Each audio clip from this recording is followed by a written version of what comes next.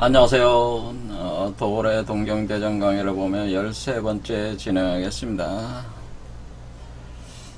어제 도올 선생이 주역 설계전 6장의 신묘문을 보면서 이것이 기밀부의 정역 8개를 설명한 것이다 라는 취지에 대한 말씀을 하면서 여러가지 얘기를 좀 했는데, 그 신묘문 내용을 조금 보면서 핵심적인 내용이라고 할 수 있는 선택 통기에 대해서 좀 말씀을 드리려고 합니다.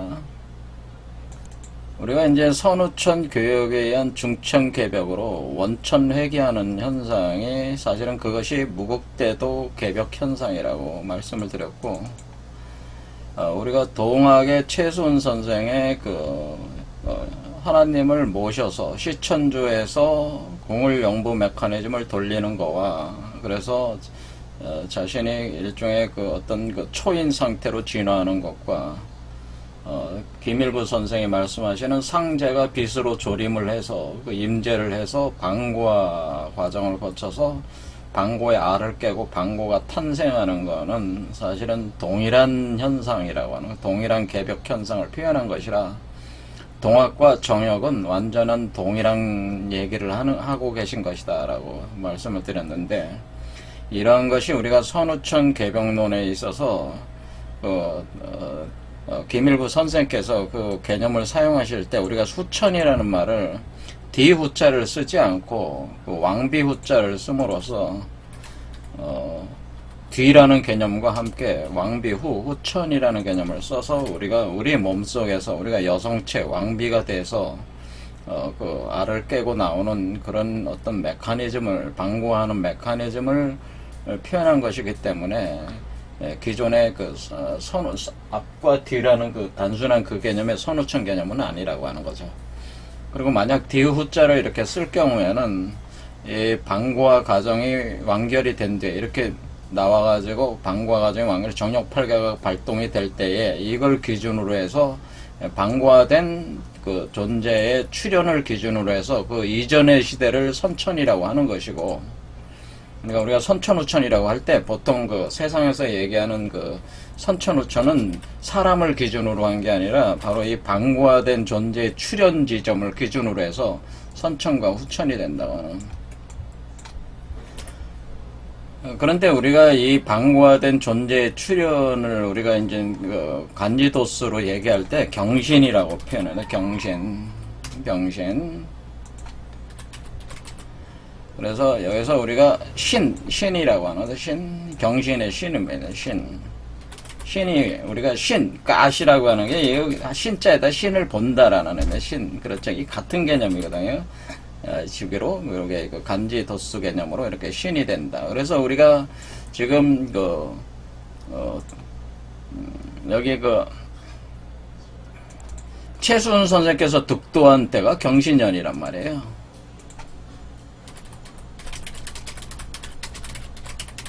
그래서 이 경신이라고 하는 개념이 우리가 이제 선천후천이다고 이렇게 표현할 때 갑을, 병정, 무기, 경신, 임계 이렇게 하잖아요. 할 때 선천을 갑을병정이라고 천간으로 볼 때 이렇게 하는 거고요.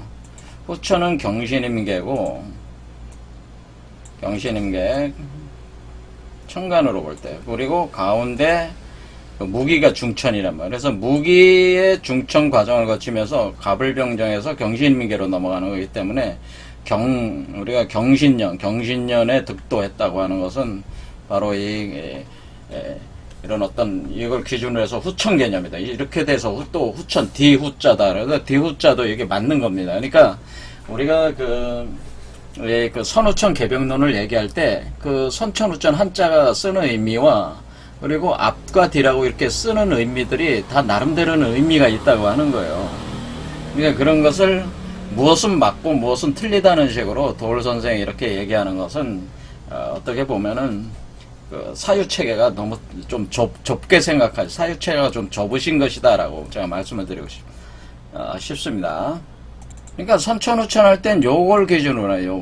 요게 경신 개념으로 선천, 이 전을 선천, 이 후를 후천, 요로 선후를 쓸 때는, 그렇지만은 선후를 요 후자를 쓸 때는 중천 개념은 중천 개벽 개념이라고 하는 거죠. 중천 개벽 개념으로 원시 반본에서 원천을 회복하는 개념을 쓸 때는 요우자를 쓴다고 하는, 이게 쓸 때 공부를 좀 깊이 해야 되겠죠. 이 이치를 드러내려면은. 그래서 이게 사실은 기존에 이제는 그 신흥 종교들 쪽에서 이런 어떤 개념들이 정리가 되지 않고 마구잡이로 쓰이고, 그냥 마구잡이로 쓰고 있는 거는 사실입니다. 그래서 개념 정리는 좀 돼야 되는 거는 맞는 말씀이지만은, 미적분 민족 종교 계통에서 쓰는 선천 후천 개벽론이 틀렸다, 그렇게 쓰면 안 된다, 최순 선생 그런 얘기 한 적이 없다, 이런 얘기하는 거는 사실은 맞지 않는, 이게 돌 선생의 주장은 사실 맞지 않다라고 하는,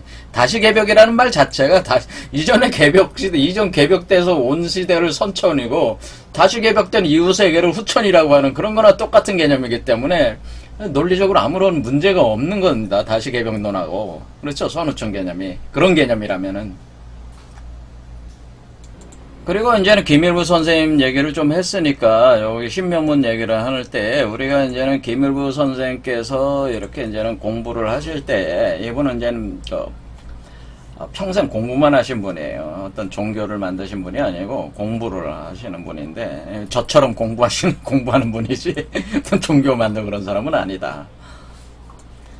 할 때 이분이 이제는 공부 과정이 어떻게 됐냐면은, 대강 이제는 약간 돌 선생도 약간 언급을 했지만은, 36살 돼가지고, 이연담이라는 분을 스승으로 모신다라고 하는. 근데 이 이연담, 그러니까 연담은 호니까 이웅규라고 하는 분인데, 그 분을 스승으로 모시고 공부를 시작을 합니다. 그러니까 그 이전에도 공부를 많이 하셨어요. 많이 하셨지만은, 이연담이라는 분이 그 당시에 굉장히 공부가 깊은 분으로 널리 알려져 있었는데, 이 연담이란 분이 바로 김일부 선생님이 사시는 이때는 논산, 여기 연산이는, 논산하고 연산이 이제 가까운지 저는 가보지는 않았으니까, 당시에는 연산이라고 하는 지역으로 이사를 오시게 됩니다. 그래서 자연스럽게 이사를 오셨으니까, 근처에 사시니까 자연스럽게 만나게 됐고, 그리고 스승으로 모시게 되고, 나중에는 이연담 이분하고 일종의 사돈관계를 맺게 돼. 사돈관계. 이연담이란 분의 따님하고 아마 김일부 선생의 아드님이 이렇게 결혼하는 걸로 제가 알고 있는데, 이렇게 사돈관계가 돼 있어서 이연담이란 분하고 아주 깊숙한 공부에 이제 들어가는 거죠. 그렇게 할 때 이연담이란 분이 우리 조선 사회에 있어서 어떤 그런 굉장히 독특한 학풍에 있어서 상당히 명망이 있었던 모양이에요. 그래서 이 김일부 선생만 이 밑에서 공부한 게 아니고 여러 사람들이 많이 와서 공부를 했겠죠. 그런데 그 공부를 한 사람 중에 김일부 선생 말고 김광하라는 분인데, 김광하라는 분이 이게 나중에 여기 배워서 나가서 남학이라는 걸 창시한다. 남학. 그래서 어저께 남학이라는 말씀을 좀 하셔가지고, 그러니까 우리가 동학이 있었지만은, 최순 선생의 동학이 있었지만은 또 남학이라는 게 있었다고 해요. 남학. 이것도 신종교예요. 신종교. 남학이라는 신종교를 만든 개념이나 마찬가지인데, 김광하가. 그런데 후세 사람들이 이 남학과 김일부가 깊은 연관이 있었던 걸로 이렇게 설명하는 경우가 많다, 그런 얘기죠. 그게 사실인지 아닌지 모르겠지만은, 김일부 선생의 그 학풍, 공부하는 어떤 학풍으로 볼 때는 남학에 발을 들여놨다기보다는, 이 남학이라는 게 이연담 선생으로부터 이렇게 공부를 한 사람들이, 이연담 선생이 남학적 어떤 그런 거를 가르쳤다고 이렇게 또 볼 수도 있겠죠. 하지만 이렇게 어떤 독자적인 어떤 세력화가 돼서 나간 그 세력과 김일부 선생님과 김일부 선생님 제자들 간의 어떤 그런 것들이 이렇게 깊이 얽혀 있지는 않다라고 하는 거죠. 같은 스승을 모시고 공부했지만 그렇다, 그렇게 봐야 되지 않겠냐, 그런 얘기죠. 그래서 어떤 사람들은 이 남학의 제1대 교주가 이연담이고 2대 교주가 김일부다, 그런 식으로 하는 사람들이 있는데, 그런 거는 아닌 것 같습니다. 김광하라는 분이 남학을 만들었고, 자기의 어떤 이 정통성을 이연담이나 이런 분한테 의탁할 수도 있는 거고, 또 김일부라는 분도 끌어들여서 이렇게 뭐 자신들의 그 어떤 그 세력에 대해서 이렇게 진행을 했을 수도 있죠. 제가 뭐 보진 않았으니까 모르죠. 어쨌든 이 동학이라는 거와는 다르게 남학이라는 게 이제 있다고 하는 거죠. 그러니까 그렇단 얘기죠. 그러면서 이제 공부를 했는데 이연담이란 분이 이제는 그 자기의 사돈이자 제자라고 할 수 있었던 김일부 선생의 그 자질을 알아보고 나중에 그 뭐 스승 제자 간의 그 다소간의 그 언어적 어떤 행태 자체를 이렇게 그 높여주면서 존승을 하는 김일부를 이제는 그 자기와 동등한 어떤 그런 위치로 격을 올리면서 이렇게 그 가르침을 베풀게 되는 거죠. 수준을 좀 다르게 보게 되는데 그러면서 이연담 스승이 김일부 선생한테 호를 내려주면서 그 화두가 되는 19한 구절을 이제는 내리게 되는데 거기서부터 이제 본격적으로 그 화두가 되는 그 19를 붙들고 이분이 이제는 공부를 본격적으로 더 깊이 이제 들어가게 되는데 그 19 내용을 한번 보면은 여기 보면은 그 정역에 나와 있습니다. 정역에 연연 36 그러니까 여기 36살에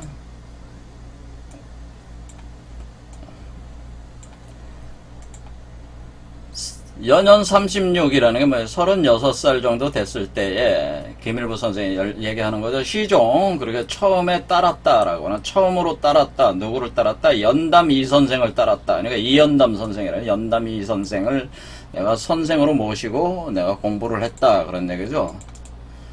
그런데 선생 연담 이연담 그러니까 이연담이죠. 이연담 그런데 선생께서 나한테 호를 내려줬는데 두 글자다. 관벽으로 내려줬다는 거예요. 호. 그러니까 우리 김일부 선생한테 호를 하사를 했는데 그게 관벽이다라고 하는 관벽.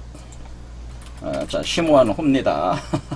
제가 볼 때는 자, 관벽이라고 내려주면서 관벽이라는 호를 하사한다. 이렇게 했죠. 호를 하사하고 그리고 시 한 절을 또 내려줬다. 그 구절이 뭐냐면은 요 구절이네. 아주 중요한 한마디로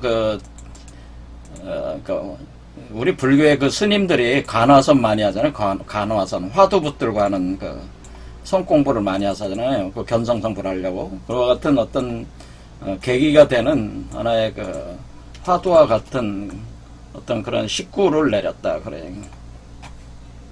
뭔 구절이면 관담마교수 호덕의 행인 영동천심을 권군심차진.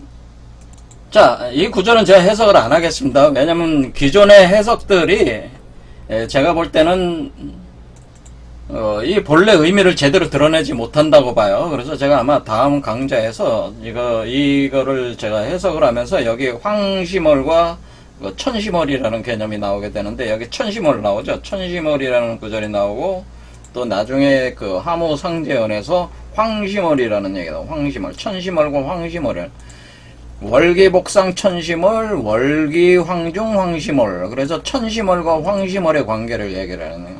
그렇게 할 때 요게 굉장히 심오한 어떤 그 이치를 담고 있는 식구였다. 간담마교수 호덕의행인 영동천심을 권군심차진. 권군심차진만 해석해도 되지. 권한다 그러네. 군에게 너에게 권한다. 뭐 찾아라. 여기서 참된 것을 찾아라. 여기에 참됨이 있으니까 진리가 있으니까 이 말 안에 관담마교수 호덕의행인 영동천심월이라는 이 식구 안에 바로 김일부 네가 이거를 풀어내면은 진리를 발견할 수 있다. 이런 얘기죠. 이렇게 이제 공고를 한 거죠. 그러니까 이제 김일부 선생이 이제는 스승이 준 그 식구니까 이걸 화두로 삼아가지고 공부를 하는 거예요. 그냥 뭐 시경, 서경, 역경, 뭐 그냥 경들을 엄청나게 공부를 하면서 또 파고드는 게 계속 파고들다 보니까 어떻게 되냐면은 나이가 이때 36이었는데 50이 넘어가면서 어떻게 되냐면은 이 눈을 감고 있거나 뜨고 있거나 이게 어떤 괴상이 계속 보이는 거예요. 괴상이 어떤 궤도가 보이는데 그 궤가 그러니까 이거를 가지고 화두로 삼아서 계속 공부를 하다 보니까 완전히 공부에 미쳐버리는 거죠. 공부에 미쳐가지고 미쳐 있는데 그 상황에서 이 괴상이 막 이렇게 떠 있는 거예요. 그러니까 누워 있으면 뭐 그거 많이 아실 거예요. 바둑 두는 사람들 보면 어때? 바둑에 미치면은 이렇게 누워 있으면은 천장이 다 바둑판으로 보이잖아요. 그렇죠? 그와 같이 그런 정도로 그러니까 그냥 누워 있거나 앉아 있거나 뭐 잠자거나 깨어 있거나 그냥 계속 이상이 떠나지가 이 괴상이 떠나지가 않는 거야. 그러니까 이거는 자기도 처음 보는 거잖아요. 왜냐면 자신은 원래 주역 공부하시는 분들은 선천복귀팔계와 후천문왕팔계는 알고 있었단 말이에요. 이거는 소강절이 이제 발견하는 거죠. 이것도 이제 소강절이 주역이라는 책에서 공자의 설계전 3장이 공자 설계전 3장이 바로 이 복희 8개를 서술해 놓은 거고, 설계 5장이 바로 후천 문왕 8개를 설명해 놓은 거란 말이에요. 이거를 소강절이 소홍이 이것을 이 설계전 3장과 5장을 읽고 이 도상을 이렇게 그려놨단 말이에요. 그러니까 이 소강절도 엄청난 사람이죠. 그 글만 읽고 그걸 긁어내. 왜냐면 그 전에는 아무도 그걸 해내질 못했거든.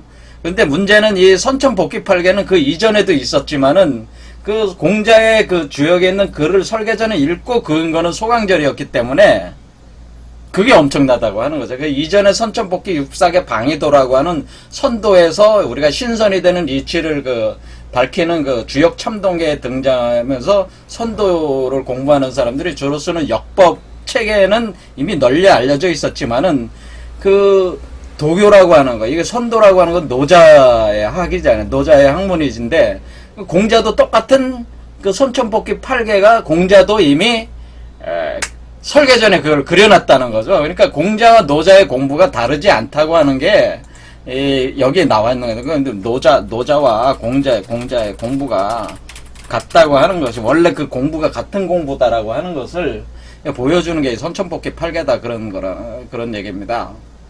이걸 이제 소강절이 밝혀낸 겁니다. 그러니까 소강절은 도가적 학풍도 있고 유가적 학풍도 있고 두 개를 다 종합한 사람이거든요. 이 사람이. 그래서 이거를 이제 밝혀냈고, 또 거기에 덧붙여서 후천문왕팔계도 이제 발굴을 해낸 거죠. 이 소강절이. 그러니까 엄청난 사람이죠. 그래서 선후천, 후천이 여기서 이제 개념이 나오게 된 거죠.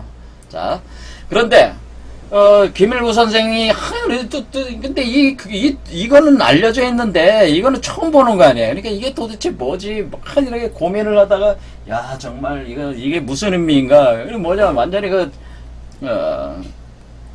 신이 내린 거지, 뭐, 어떻게 보면. 신명이 들린 거지. 그렇죠. 그러다가, 설계전 3장, 5장, 이렇게 설계전을 다시 읽다가, 6장을 딱 보니까, 6장에 바로 자기가 항상 자기의 마음에서, 눈에서, 이렇게 떠나지 않았던 이 도상에 대한 내용이 설계전 6장에 쓰여져 있더라, 이거예요. 자, 그러면 이게 지금 설계전을 쓴 건 누구예요? 설계전은 공자가 쓴 거란 말이야. 그렇죠? 공자가 썼다. 설계전은 공자가 뭐예요? 공자가 역경을 공부하고 지은 10익 중 하나니까 공자는 뭐예요? 역을 공부를 해서 자기가 10익을 지었는데 그 10익 중에서 설계전이 있는데 그 설계전에 이 내용들을 공자가 써놓은 거니까 공자도 엄청난 사람이라는 거죠. 이 사람도 지금 왜?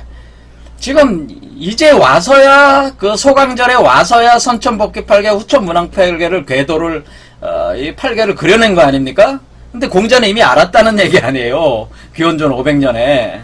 그런데 그로부터 무려 1500년 이상 지나고 난 뒤에 누구예요? 소강절이 이때서 안 거 아닙니까?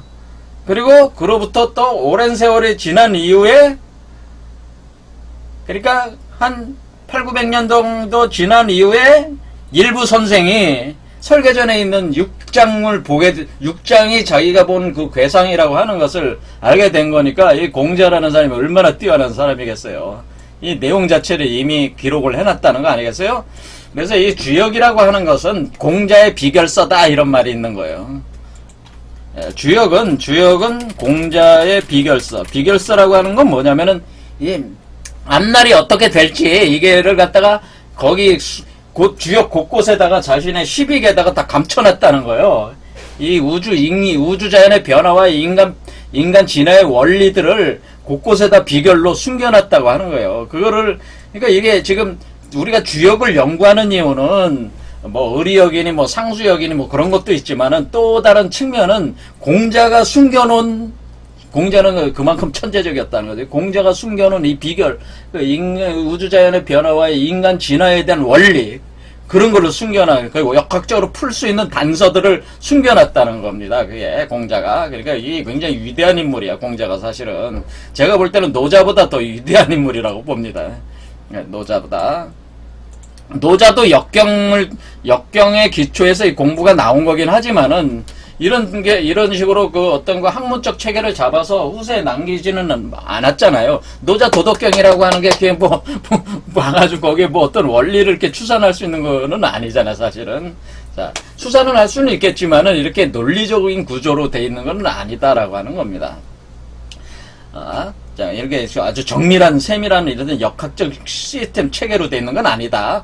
자, 그래서 우리가 일부 선생께서 이걸 보고, 야, 이게 설계전 6장에 있는 게 내가 여태껏 봤던 그 그림이, 이게 바로 뭐라고 하는 거야? 이게 바로 신묘문이라, 신묘문. 설계전 6장에 나오는 신묘문에, 이걸 뭐냐면 역학을 공부하시는 분들이 이 6장을 갖다 신묘문이라고 하는 거야, 신묘문. 왜냐면 여기 처음 시작할 때 신야자 묘 만물 이렇게 시작해서 신묘, 신과 묘를 따가지고 신묘문이라고 이렇게 부릅니다. 그래서 이 신묘문이 말 그대로 신묘한 문장이다 그런 얘기예요.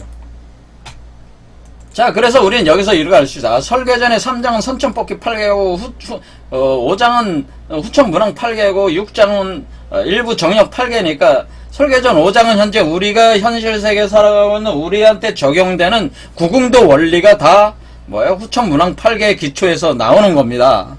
그러니까 제가 지금 여기서 쓰고 있는 우리가 지금 쓰고 있는 이것 자체에 여기 있는 괴가 요게 다 뭐냐면 후천문항 8개라면 후천문항 8개 요게. 그렇죠. 이렇게 배치된 게 후천문항 8개다 그런 얘기예요.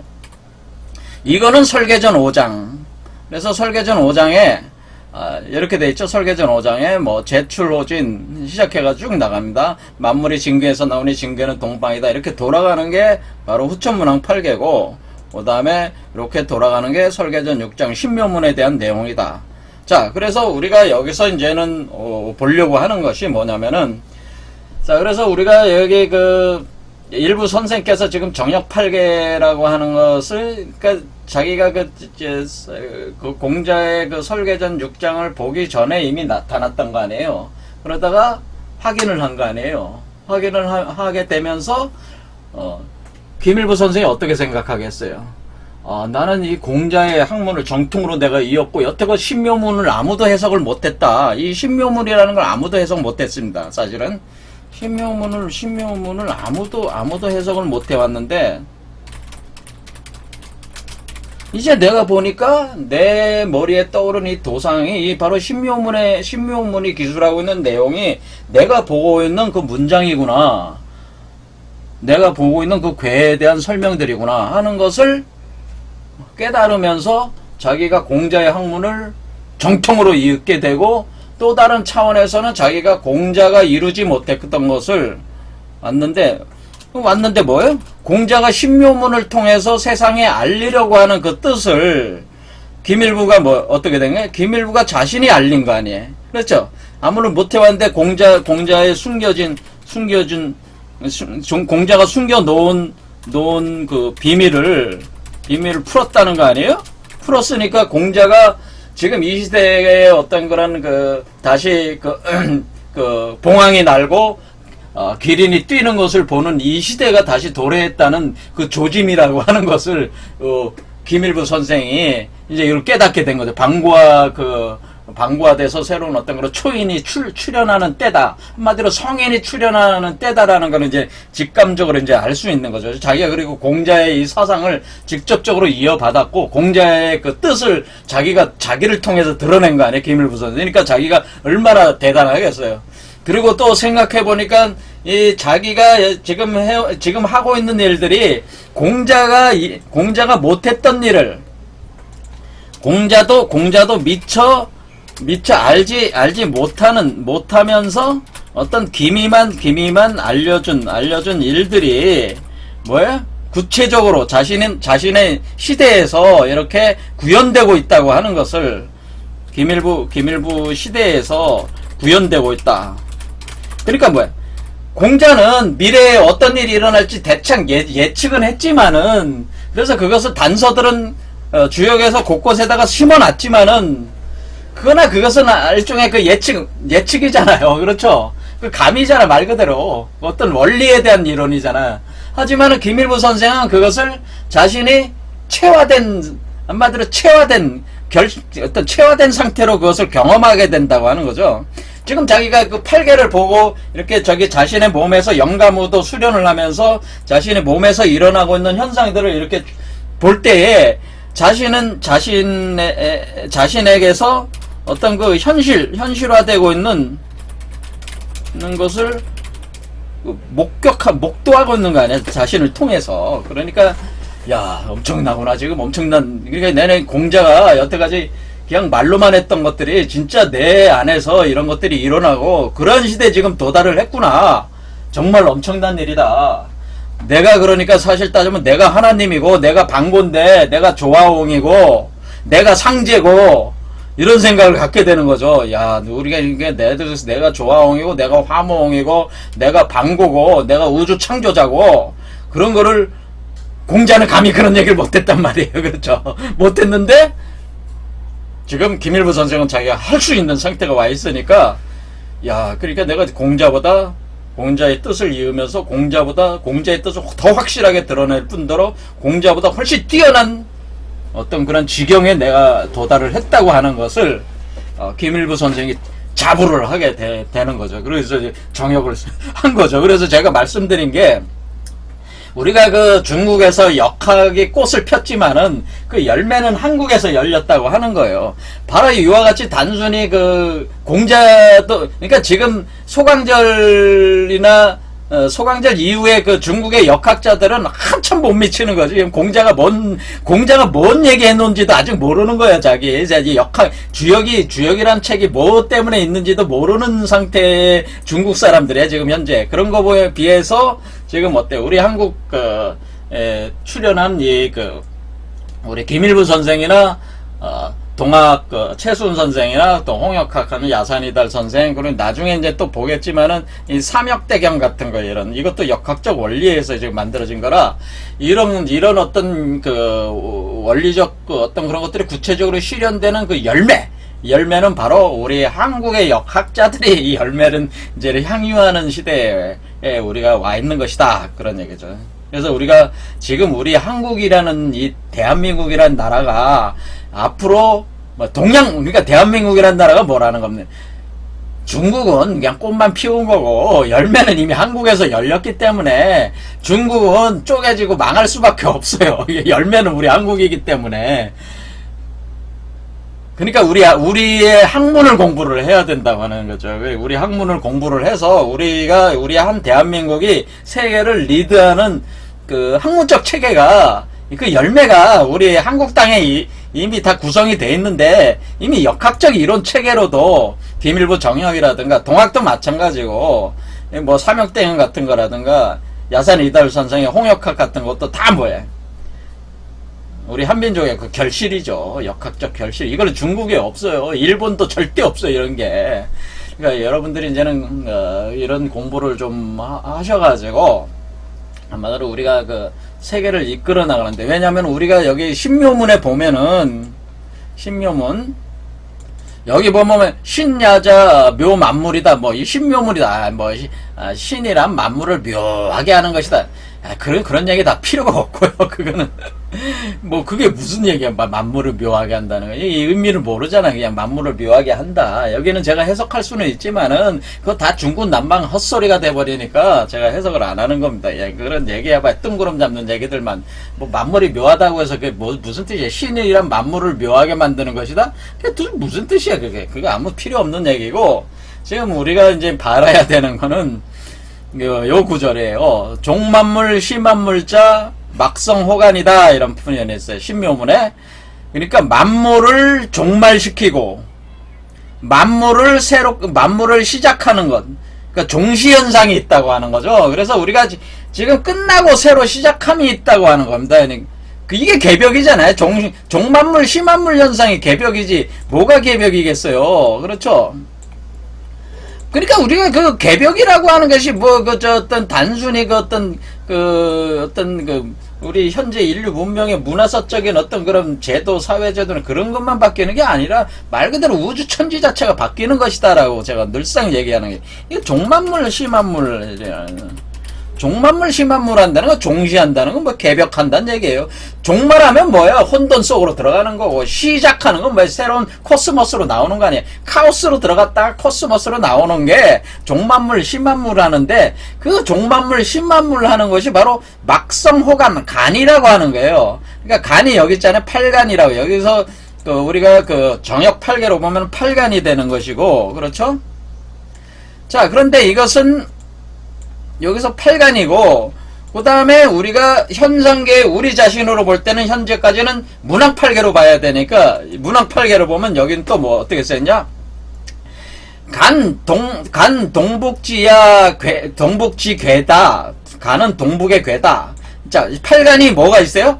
우리가 문학 8개는 8간이 여기에 와 있고, 자, 다 8자로 들어와 있잖아요.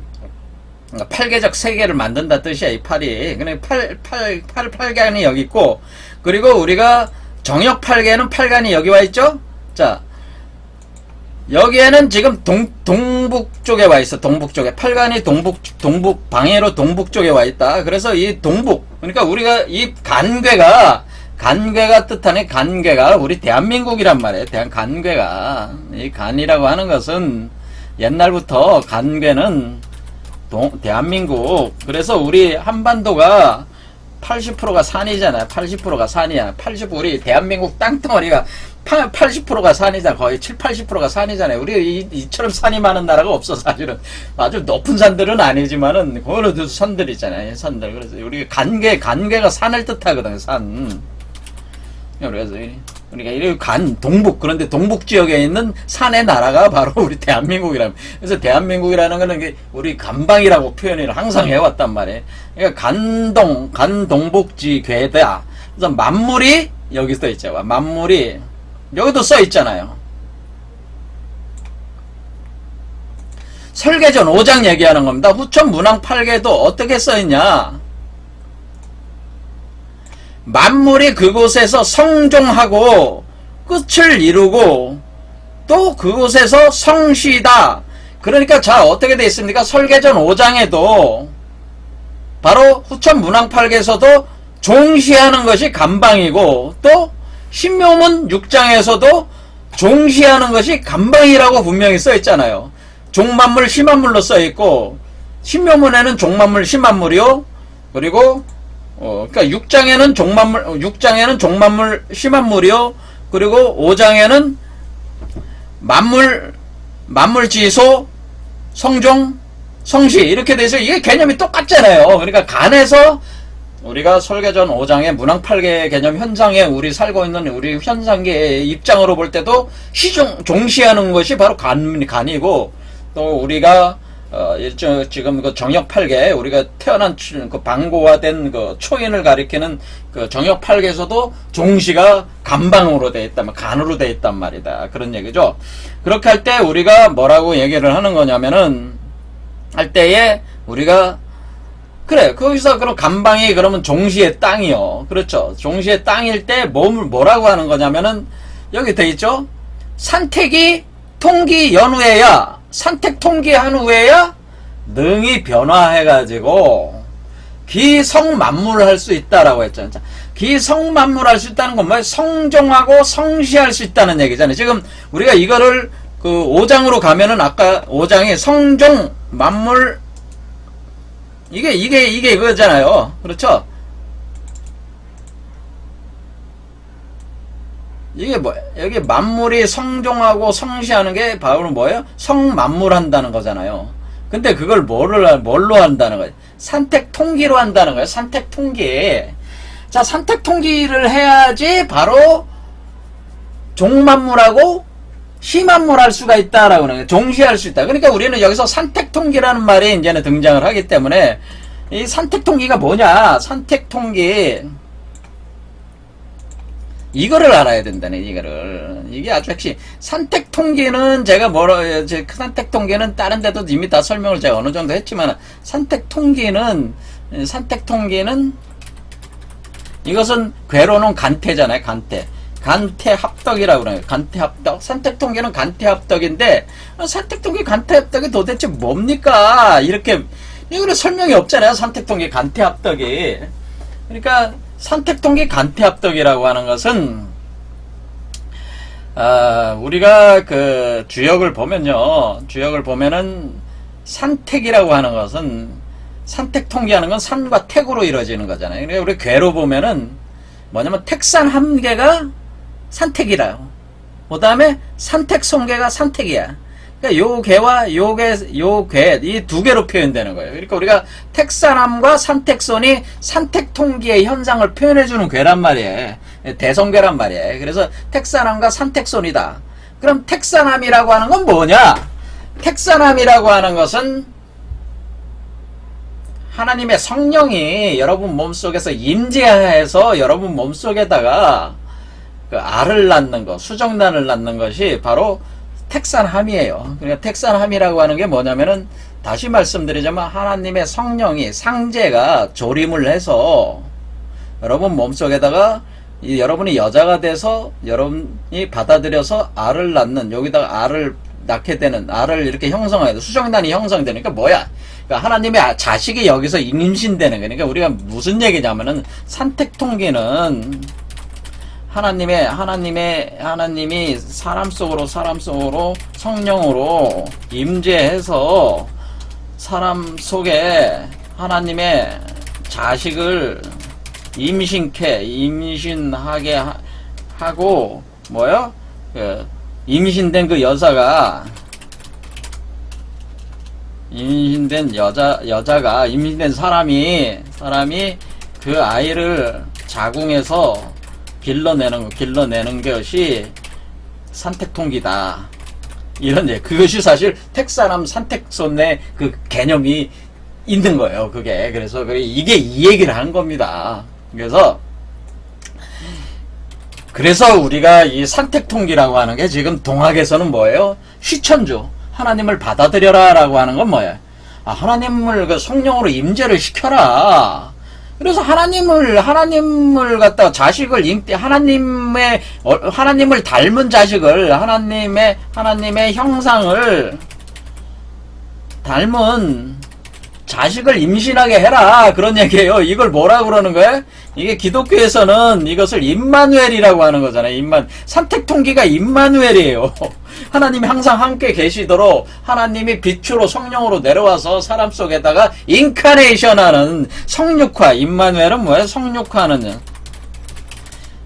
하나님이 이 땅으로 들어오는 그 과정 자체가 어떻게 들어오는 거냐면은 하나님이 이 세계에 출현하는 과정은 인카네이션이라고 그래요. 그걸 성육화. 하나님이 이 세상에 나왔다. 이것이 바로 성육화가 돼. 하나님이 이 세상에 나오는 건 하나님으로 들어오는 게 아니고 사람의 모습으로 들어와야 되는데 사람의 모습으로 들어올 때면 사람으로 육화가 돼서 와야 될 거 아니에요. 그거를 이제 기독교에서 그리스도라고 하는 거지, 그거를. 그러니까 성육화 과정을 거친다, 그러네. 그러면 그 성육화된 사람이, 그 사람을 뭐라고 하는 거예요? 성육화된 사람을 우리가 성인이라고 하는 거예요. 우리 동양에서는 성인이라고 하는 거고, 초인이라고 하는 거고, 부처라고 하는 거예요, 이게. 성육화된 사람을. 그러니까 부처가 사람으로 나온 게 현실 세계 속에 화신불로 존재하는 그 부처가 된 사람으로 된 부처, 그거고, 사람으로 된 하나님, 그게 바로 그리스도예요. 그러니까 이렇게 우주의 원천의 어떤 하나님이 이렇게 세상 속으로 들어올 때는 사람의 모습으로 들어오는데 그 사람을 가리켜서 우리가 그리스도니 부처니 초인이니 성인이니 신선이니 이렇게 하는 것이 이게 임마누엘이라고 하는 것이고, 요 과정이 바로 산택통기라고 하는 겁니다. 그러니까 산택통기라고 하는 것이 바로 이런 개념이기 때문에 지금 어떻게 우리가 지금 그 김일부 선생도 상제조림에서 상제가 빛으로 내려와서 우리 몸에서 방고가 돼서 나오는 것이 바로 그것이 산택통기고, 그리고 우리 그 동학에서 지금 어때요? 최순 선생도 하나님을 받아들여서 궁을영부로 해가지고 아들을 낳는 거, 자기가 하나님의 아들로 변화되는 거, 그것이 이분도 그러니까 그 성육화가 된 거죠. 사실 최순 선생께서도 이것이 바로 산택통기라고 하는 겁니다. 그래서 이 산택통기가 그러면은 어떻게 되는 거예요? 그러면은 옛날에 그 우리 몸속으로 들어오는 하나님이 있고 새로 태어난 하나님이 있잖아. 지금 하나님이 두 개가 있잖아요. 하나님 원래 우리 안으로 들어오는 하나님이 있고 사람으로 성육화된 하나님이 있잖아요. 그렇게 할 때 우리는 사람으로 성육화된 하나님을 이 하나님의 자식이라고 하는 거잖아요. 그럼 이게 아버지고 아들이야. 아버지고 자식이야. 그러면 자식한테 상속을 한다. 상속 개념으로 이렇게 가는 것이다. 그런 얘기예요. 그럼 어떻게 돼? 이전의 세계가 끝나고 새로운 세계의 주인공이 요 존재가 되는 거죠. 사람으로 성육화된 하나님이. 그렇게 할 때 이 사람으로 성육화되는 과정이 천지개벽 과정이라는 거예요. 사람으로 성육화하는 과정이, 이것이 바로 무국대도고 천지개벽 과정입니다. 이게 바로 이게. 그래서 산택통기 연후에야 이전의 하나님의 세계가 끝나고 새로운 하나님의 세계가 열린다, 그런 뜻이라. 그럴 때에 이전의 하나님은 혼자였고 새로운 하나님들은 뭐 여러분들이 다 하나님이잖아요. 그러니까 여러분들이 많은 하나님들이, 이 수없는 하나님들이 이 세계에 출현을 하면 이 지상 천국이 여기에 건설된다, 그런 얘기라는 거죠. 이게 산택통기의 아주 본래적 의미라고 하는, 산택통기는 임마누엘이다, 이런 겁니다. 자, 오늘 여기까지 하겠습니다. 감사합니다.